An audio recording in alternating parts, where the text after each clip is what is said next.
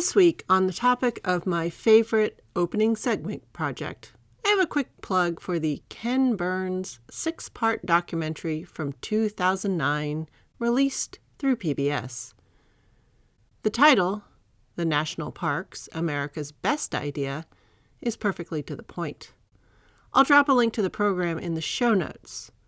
This gem of a show likely did much to shape my adult impression of the parks, as opposed to my childhood one, which was basically mossy Disneyland. Let's just say I visited a lot of parks in Western Washington and Oregon. This miniseries came back into my orbit as I looked into the details of Stones River National Battlefield near Murfreesboro, Tennessee. This is the site of another big battle with tons of casualties that I could have included in my list. But, as I said before, so many battles, so yikes. Instead, this episode is about the feeding of armies, and the fact that this park tells the story of horses is why it caught my eye. Approximately 3 million equines, horses, mules, and donkeys were part of the conflict, and their mortality hit about 50%. Now, the park is located about 35 miles outside of Nashville in central Tennessee. And yes, a battlefield and all that, this park is more importantly part of the complex and wide-branching river system of the area that made it such a popular spot for setting up farms and homes. Both the indigenous people who were largely kicked out and the colonizers who did the kicking, as far as I can tell, this is one of the places on Earth that caused musicals, because the descendants of both groups continue to write songs about what a stunning place it is to live. Stones River is especially notable for the rock formations that have been exposed by the rivers running across it. The combination of hardwood forests, fast-running water, and gentle slopes creates an environment that is rich in wildlife, especially birds, and stunning vistas. It's a verdant place now, and it sets up an interesting contrast of the human preservation of fighting and death in a place which, when left to its own devices, is bursting with life. Because the Appalachian region is one of the oldest parts of the planet exposed to the sky, geologically the area has lots of fun things to discover as well. As one of the oldest exposed limestone spots, you get to see trees literally growing out of the rocks. The relatively poor farmland, due again to surface rocks, means that trees long gone from the rest of the southeast are able to find refuge here, including native cedar groves. It's also home to a damp-tolerant variety of native prickly pear cactus. So go for the history, go for the horses, or for the oddball pockets of nature it holds. Why ever you go to Stones River National Battlefield, it proves again that the national park system was one of the best ideas we ever had as a nation. And if we let them go, poof, they're gone. So get out and enjoy one now.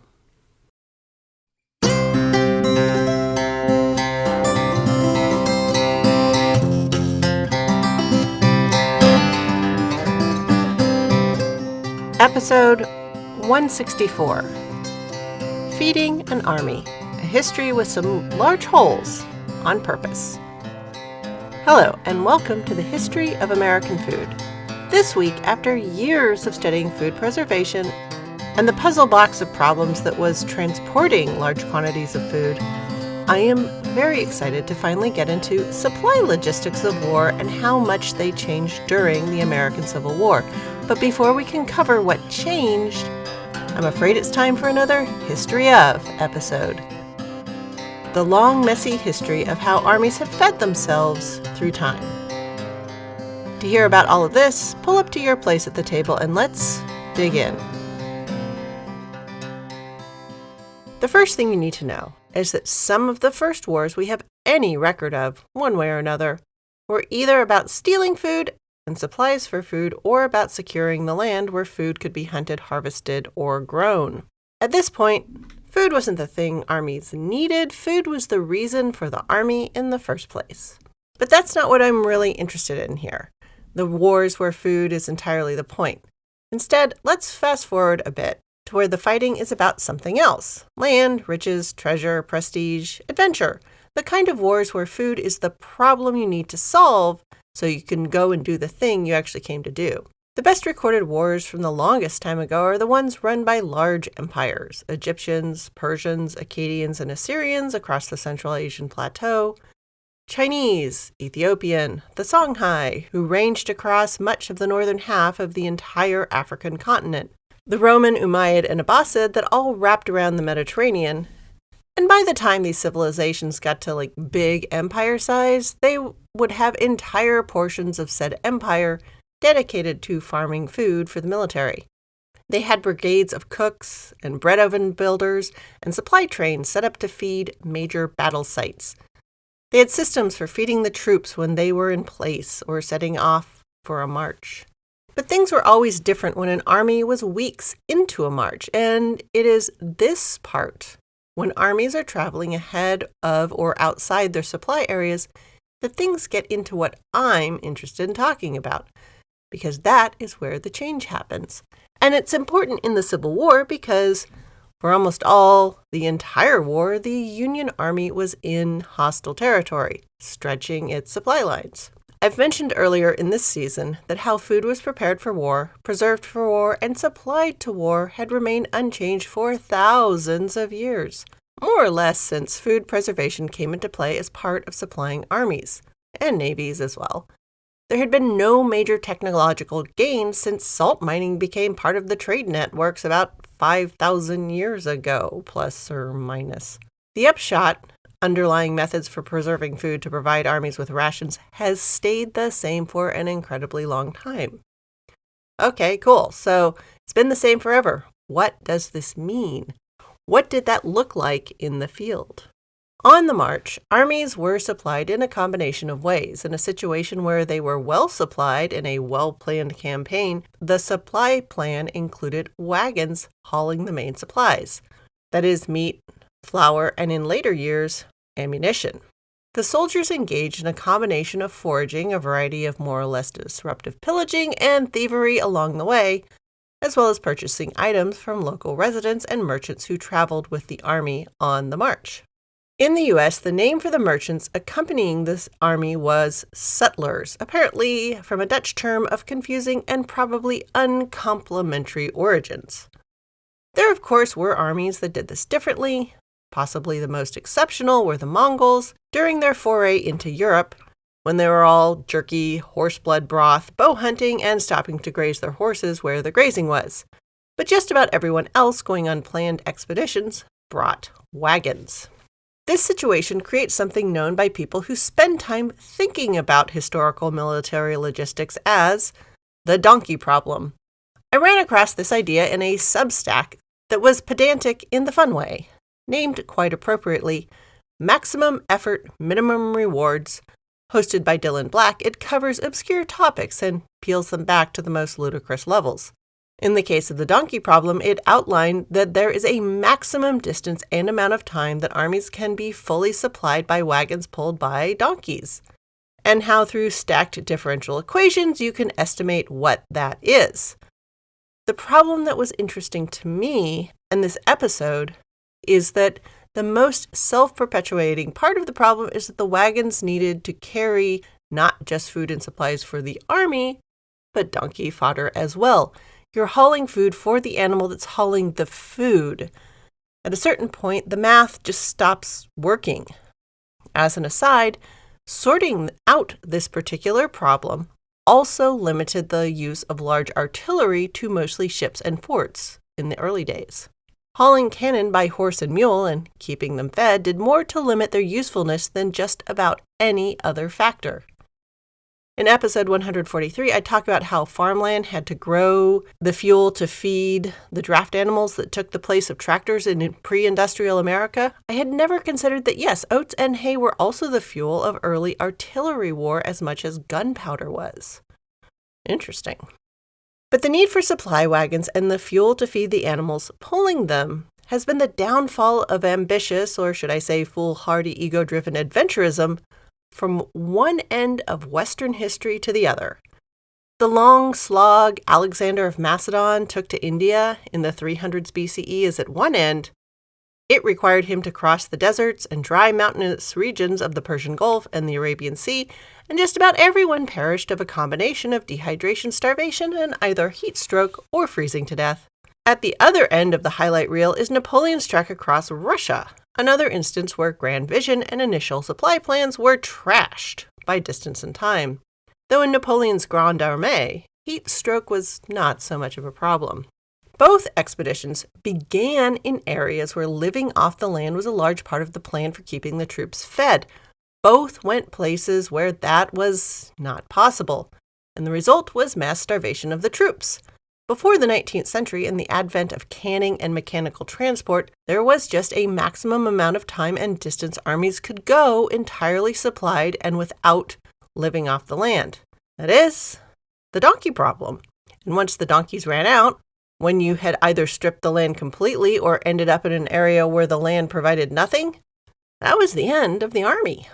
The preservation and transport technologies before the 19th century placed absolute practical limits on how far an army could go and for how long. Typically fully supplying armies in desolate and hostile lands was not the strategy anyway. Truly, this living off the land policy, with the military supplies being the backup or supplemental rations, had long been the policy of militaries. And the nicest word for it is foraging. Foraging had been a part of all military campaigns forever. As I said at the top, in the earliest wars, the foraging, the seeking of food, was the point. But what most people don't realize is that for a very long time, for many of the soldiers, foraging was still the point. Being in the army and doing some fighting was the price of admission to a life where the point was taking what you wanted as you traveled through the countryside. Think about it. Army rations have always been bad. Yes, there was press ganging and conscription and all that, but plenty of people joined voluntarily. Not enough, so sure, above reference conscription and such, but for those who did join, why would somebody join a pre-modern army? Well, if you're coming from a situation where you mostly don't have any food because, say, famine, or you're like the 19th of 20 kids, or your parents died, in all those cases, army rations are actually better than what you've got, which was like nothing. I talked a bit about the fate of the orphans in several of my structural episodes in the first 2 seasons, as in who is taking the gamble on the New World and who were the indentured servants of the 17th and 18th centuries. Episodes 41, 89, and 90 go into this more. But if the New World wasn't an option as an orphan, the army, with at least the promise of food and sometimes even clothes, was a truly enticing opportunity. Added to that, the chance, nay, even the permission to forage and purloin made things even better. When people talk about those who left their lives to follow war, this is what they're talking about. It wasn't all glory and honor. A lot of the motivation was that it was better than the alternative that they were currently living. Camp followers, the women who did laundry, were sex workers and kept house for the soldiers. They were also usually there because the options of what else can I do was worse and definitely more boring. When life appeared as a tunnel of endless drudgery as the person with the least status, the least food, the least shelter, and the least clothing forever, following the army could sound like a more favorable alternative, and it came with adventure and the promise of probably more food and clothing.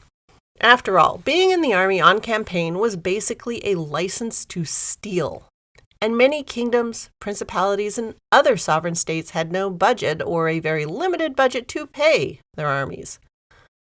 Foraging and pillaging and plunder was the pay.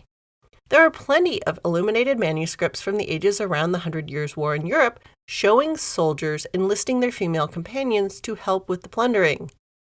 In wartime, for many, that was the living.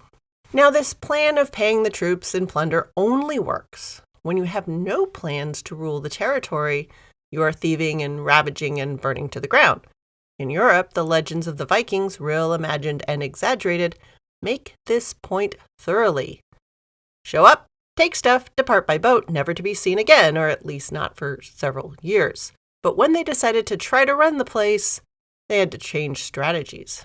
As the Vikings, along with other kingdoms, principalities, and so on, became larger and grew into empires and wanted to rule and collect taxes and goods and services from the conquered territories, it became clear that creating generational grudges with the newly conquered land by allowing your soldiers to run riot over said conquered territories was a bad idea.